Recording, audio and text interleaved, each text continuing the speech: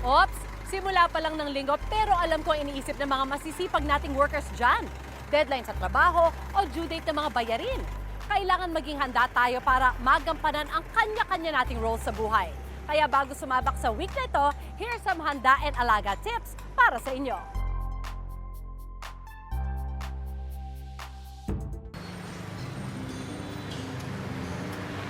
Daddy, mukhang kanina pa kayo naghihintay na masasakyan dyan ah. Papasok na ba sa trabaho?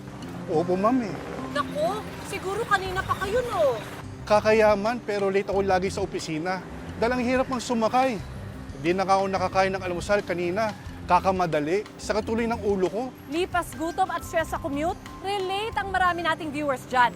Siyempre, Daddy, at ikaw nakausap ko dahil mamimigay ako ng handa at alaga tips and goodies today.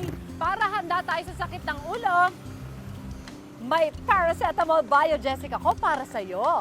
Pwedeng inumin ng walang laman ng tiyan. Bawas worry dahil I'm sure mahaba pa ang araw mo today. Dagdag tip lang, Daddy, 7 a.m. to 8 a.m. Yan ang dagsa ng mga pasahero talaga. Kaya kung maaari, iwasan ang mga oras na ito at magbaon ka lagi ng paracetamol Biogesic. Ito para sa'yo. Oh, wow! Ang galing naman mag-alaga ng paracetamol Biogesic. Thank you, ha?